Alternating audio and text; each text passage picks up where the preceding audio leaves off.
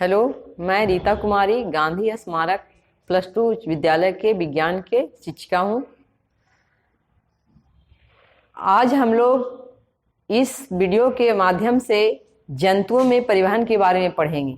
इससे पहले हम लोग कक्षा 10 के विज्ञान के पाठ जैव प्रक्रम में पादपों में परिवहन के बारे में पढ़े थे और आज हम लोग जंतुओं में परिवहन के बारे में पढ़ेंगे। तो जंतुओं में परिवहन तंत्र जो होते हैं उसके मुख्य 3 भाग होते हैं। मुख्य कितने भाग होते हैं? 3 भाग होते हैं। रक्त, हृदय, रक्त वाहिनियां। उसमें आज हम लोग रक्त के बारे में विशेष रूप से जानेंगे। ये रक्त जो है इसमें थोड़ा सा ही पढ़ना है, लेकिन ये बहुत ही इंपॉर्टेंट है। इससे में इस टॉपिक से बोर्ड में भी क्वेश्चन अक्सर आते रहते हैं। तो सबसे पहले हम लोग जानेंगे कि रक्त क्या है, और आप लोग पिछले क्लास में भी इसके बारे में जाने होंगे कि रक्त क्या है। तो सबसे पहले रक्त क्या है? तो रक्त एक तरल संयोजी उत्तक है। रक्त क्या है? एक तरल संयोजी उत्तक है। इसे संयोजी उत्तक क्यों कहते हैं? क्योंकि ये शरीर के बहाव के दौरान, रक्त प्रवाह के दौरान विभिन्न उत्तकों को संयोजन करने का काम करता है। इसी कारण से रक्त को एक संयोजी उत्तक भी कहते हैं। रक्त का जो रंग है वो किस कलर का होता है? लाल रंग का होता है। इसका माध्यम कैसा है? ये क्षारीय होता है। इसका पीएच मान 7.4 होता है। कभी कभी क्वेश्चन में पूछा जाता है कि रक्त किस प्रकार का पदार्थ है, किस प्रकार का माध्यम है, अम्लीय है, क्षारीय है, उदासीन है। तो रक्त है जो क्या है? क्षारीय है, और इसका पीएच मान भी है जो याद रखना है। कभी कभी पीएच मान भी पूछ देता है। तो इसका पीएच मान जो है 7.4 होता है। अभी हम लोग रक्त के ही बारे में विशेष रूप से जानेंगे। तो सबसे पहले रक्त का 2 भाग होता है। रक्त के कितने भाग होते हैं? 2 भाग। एक भाग तरल भाग होता है, और रक्त में ही कुछ उसके ठोस कण होते हैं जो कि उसमें घुलनशील होते हैं। वो जो होते हैं घुले होते हैं वो ठोस भाग होते हैं। तो रक्त का तरल भाग जो होता है उसे कहा जाता है प्लाविका या प्लाज्मा। क्या कहते हैं उसे? प्लाविका या प्लाज्मा। जो कि जितने भी रक्त शरीर में होते हैं, जितने भी रक्त होते हैं, रक्त का पूरे आयतन का 55% भाग तरल भाग होता है जो कि प्लाज्मा कहलाता है। और जो शेष 45% भाग बचता है उसमें ठोस भाग होते हैं, जिसमें कि ठोस भाग में लाल रक्त कण, श्वेत रक्त कण और प्लेटलेट्स होते हैं। लाल रक्त कण को इंग्लिश में आरबीसी, रेड ब्लड कॉर्पोसेल्स भी बोलते हैं। श्वेत रक्त कण को डब्ल्यूबीसी, व्हाइट ब्लड कॉर्पोसेल्स भी बोलते हैं, और प्लेटलेट्स। तो सबसे पहले अभी हम जानेंगे प्लाज्मा के बारे में कि प्लाज्मा क्या है। तो प्लाज्मा जो है रक्त के जो तरल भाग होते हैं उसे ही प्लाज्मा कहते हैं। ये कैसा होता है? ये हल्का पीला रंग का होता है। थोड़ा चिपचिपा पदार्थ होता है। ये कैसा होता है? चिपचिपा पदार्थ होता है। प्लाज्मा में 90% जितना भी प्लाज्मा हमारे शरीर में उपस्थित है उसमें 90% भाग क्या होता है? जल होता है। जितना भी प्लाज्मा का आयतन है उस आयतन में 90% भाग उसका जल होता है, 7% प्रोटीन होता है, और शेष 3% भाग बचता है। उसमें प्रोटीन, वसा, कार्बनिक तथा अकार्बनिक लवण मौजूद होते हैं। अब हम लोग जानेंगे ठोस भाग के बारे में, जो कि रक्त का जो ठोस भाग है उसको एक एक के बारे में हम लोग जानेंगे कि श्वेत रक्त कण क्या होते हैं, लाल रक्त कण क्या होते हैं, और प्लेटलेट्स क्या होते हैं। तो सबसे पहले हम जानेंगे कि लाल रक्त कण क्या होता है, यानी लाल रक्त कोशिका क्या है। तो लाल रक्त कोशिका में एक विशेष प्रकार का प्रोटीन वर्णक होता है। वर्णक को इंग्लिश में पिगमेंट्स भी कहा जाता है। इसी के कारण ब्लड का जो रंग होता है, रक्त का जो रंग होता है वो लाल दिखता है। वो है हीमोग्लोबिन। क्वेश्चन इससे भी पूछा जाता है कि क्या रक्त में कौन ऐसा वर्णक पाया जाता है जिसके कारण रक्त का रंग लाल होता है? तो ये हीमोग्लोबिन होता है। और हीमोग्लोबिन जो है ऑक्सीजन का वाहक होता है। क्योंकि जब हमारे शरीर में कभी कभी हम लोग ऐसा होता है कि सुनते हैं कि किसी को कि हीमोग्लोबिन की कमी हो गई है, तो ऐसा सिचुएशन में उसे क्या होता है, बहुत ही वीकनेस होता है, क्योंकि उस मनुष्य को उतनी ऊर्जा नहीं मिल पाती है। यदि हीमोग्लोबिन की कमी हो जाती है तो उसे जितनी ऊर्जा की जरूरत होती है उतनी ऊर्जा नहीं मिल पाती है, क्योंकि ऑक्सीजन जो है ये पिक करने का काम, ऑक्सीजन का वाहक करने का, ऑक्सीजन को एक शरीर के हर एक कोशिका तक ले जाने का काम रक्त के द्वारा हीमोग्लोबिन ही करता है। इस हीमोग्लोबिन में ऐसी कैपेसिटी होती है कि एक अणु जब हीमोग्लोबिन होता है तो ये 4 अणु ऑक्सीजन को जोड़ता है। यहां से भी ये O2 जोड़ेगा, यहां से भी जोड़ेगा, यहां से भी O2, यहां से भी O2, यानी कि एक अणु जब हीमोग्लोबिन होता है तो वो 4 अणु ऑक्सीजन को वो जोड़ने का काम करता है। तो शरीर के हर एक कोशिका तक ऑक्सीजन को पहुंचाने का काम इसी हीमोग्लोबिन के माध्यम से होता है।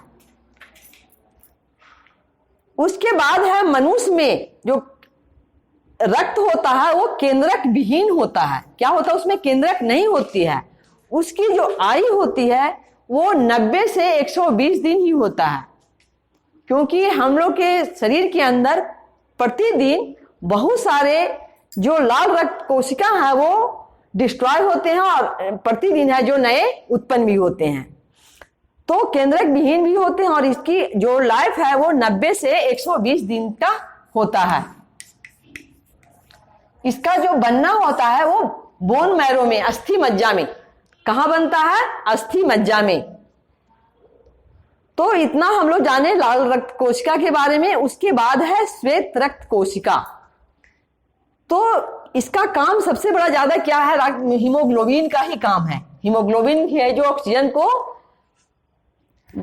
एक जगह से दूसरे जगह पहुंचाने का काम करता है। उसके बाद है श्वेत रक्त कोशिका। इसमें है क्या कि श्वेत रक्त कोशिका जो है ये रंगहीन होता है, इसमें कोई रंग नहीं होता, क्योंकि इसमें हीमोग्लोबिन नहीं पाया जाता है। इसके कारण इसका रंग जो होता है क्या होता है, रंगहीन होता है। ये इसका जो 600:1 जो लिखे हैं, इसका मतलब होता है कि जब लाल रक्त कोशिका 600 उपस्थित होगा तो उतना के रेशियो में एक जो क्या होगा उपस्थित, श्वेत रक्त कोशिका। यानी कि लाल रक्त कोशिका से श्वेत रक्त कोशिका की संख्या उसकी तुलना में बहुत ही कम होती है। कितना होती है, 600:1, मतलब 600 लाल रक्त कोशिका है तो उसमें एक क्या रहेगा, श्वेत रक्त कोशिका। इसका काम क्या होता है श्वेत रक्त कोशिका का, कि शरीर को बैक्टीरिया, वायरस, दूसरे रोगाणुओं से सुरक्षित रखता है। हमारे शरीर में जब बाहरी रोगाणु या बैक्टीरिया, वायरस जब हमारे शरीर में प्रवेश करते हैं तो हमारे शरीर में बहुत सारे टॉक्सिक पदार्थ भी वो उत्पन्न कर देते हैं। उसके इफेक्ट को, उसके प्रभाव को भी नष्ट करने का काम है जो श्वेत रक्त कोशिका करता है। एक श्वेत रक्त कोशिका है जो एक एंटीबॉडी उत्पन्न करता है जो कि वो टॉक्सिक पदार्थ को भी क्या करता है, उसे नष्ट करने का काम करता है।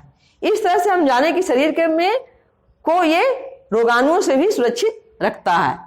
ये था श्वेत रक्त कोशिका के बारे में। उसके बाद है रक्त प्लेटलेट्स का क्या काम होता है। तो रक्त प्लेटलेट्स का काम होता है कि रक्त का वो थक्का बनने में सहायता करता है। क्या करता है, रक्त का थक्का बनने में। जब हमारे शरीर में कहीं भी कोई भी जगह कट जाता है तो उसमें ब्लड का जो बहाव होता है, रक्त का जो बहाव होता है वो बहुत तेजी गति से होने लगता है। लेकिन जैसे ही वो हवा के संपर्क में आता है तो वो क्या होता है कि वो जम जाता है। कुछ इसमें थ्रोम्बिन, प्रोथ्रोम्बिन, फाइब्रिनोजोन, कुछ प्रोटीन पाए जाते हैं जो कि आप लोग आगे के कक्षा में पढ़िएगा कि वो किस तरह से मदद करता है रक्त को थक्का जानने में। तो हम लोग बस इतना ही जानेंगे कि रक्त प्लेटलेट्स का क्या काम होता है कि रक्त को थक्का जमने में मदद करता है। अभी हम पढ़ेंगे रक्त के कार्य क्या हैं। चलिए तो अब हम रक्त के कार्य को समझते हैं, क्योंकि बोर्ड में कई बार पूछ चुका है कि रक्त के कार्य को लिखें। तो उसमें क्वेश्चन तो ऐसा नहीं है कि रक्त के क्या कार्य हैं, लेकिन जो भी पढ़े हैं, क्योंकि ये 6 5-6 से ही पढ़ने के लिए आता है कि रक्त के क्या कार्य हैं। तो अभी हम लोग रक्त के बारे में जाने कि लाल रक्त कोशिका क्या है, श्वेत रक्त कोशिका क्या है, प्लाज्मा क्या है, तो सब में हम कुछ कुछ उसके बारे में बताए। लेकिन जब रक्त के कार्य की बात होता है तो उसी सब का जो वर्क हम लोग पढ़े थे कि रक्त के क्या, वही सब में हम अभी के कुछ पॉइंट बता रहे हैं कि रक्त के क्या कार्य हैं। तो एग्जाम में आता है कि रक्त के कार्यों को लिखें, रक्त के 4 कार्य को लिखें, रक्त के 2 कार्य को लिखें। तो हम लोग क्या क्या लिख सकते हैं उसमें कि रक्त क्या करता है। तो रक्त जो है पोषक तत्वों, पोषक तत्व जैसे ग्लूकोज है, अमीनो अम्ल है, वसा अम्ल है तथा जल को आहार नाल से शरीर के विभिन्न भागों तक पहुंचाता है।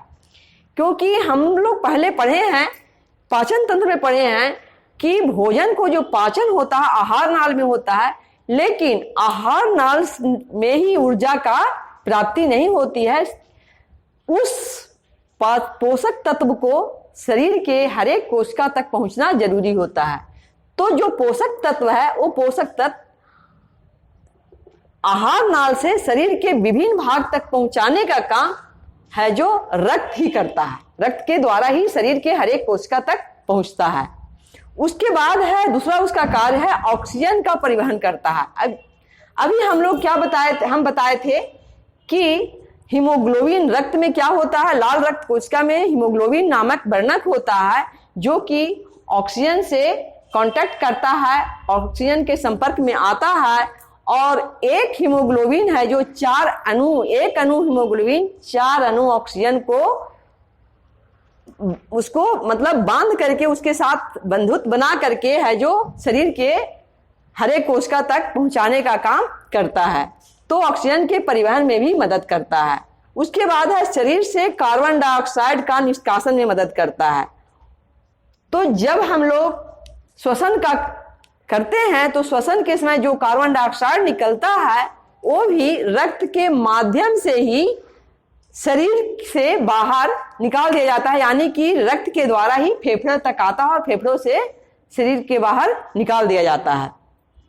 उसके बाद है उत्सर्जी पदार्थों जैसे यूरिया, यूरिक अम्ल आदि को रक्त के द्वारा ही वृक्क तक लाया जाता है और उसके बाद वृक्क से है जो मूत्राशय तक ला करके उसे शरीर से बाहर निकाल दिया जाता है। तो इस तरह से उत्सर्जी पदार्थों को भी परिवहन में मदद करता है। उसके बाद है रक्त परिवहन के कारण ही शरीर का तापक्रम जो है एक समान रहता है, यानी कि तापक्रम को नियमित करने का, नियमन करने का काम भी जो है वो रक्त ही करता है। हार्मोनों के परिवहन में भी मदद करता है। हमारे शरीर के अंदर जो भी ग्रंथि पाई जाती है, अंतःस्रावी ग्रंथि हो चाहे बहिःस्रावी ग्रंथि हो, उस ग्रंथि से निकलने वाले हार्मोन को शरीर के हर एक कोशिका तक पहुंचाने का काम भी है जो रक्त के माध्यम से ही होता है। चोट लगने पर या कट फट जाने पर रक्त का जो स्रवन होता है वो रक्त का बहाव को भी रोकने का काम भी है जो रक्त है जो अपने ही माध्यम से करता है। किस तरह से करता है कि रक्त जब हवा के संपर्क में आता है तो वो है जो उसमें जो पाने जाने वाली जो फाइब्रोनोजोन है जो थ्रोम्बिन से मिलने पर वो जम जाता है, जिसके कारण रक्त का बहना बंद हो जाता है और हमारे शरीर से रक्त का बहाव नहीं हो पाता है। तो आज हम लोग सिर्फ रक्त के बारे में जाने हैं। इसके बाद में दूसरे वीडियो में, आगे की वीडियो में हम लोग हृदय और रक्त वाहिनियां के बारे में जानेंगे।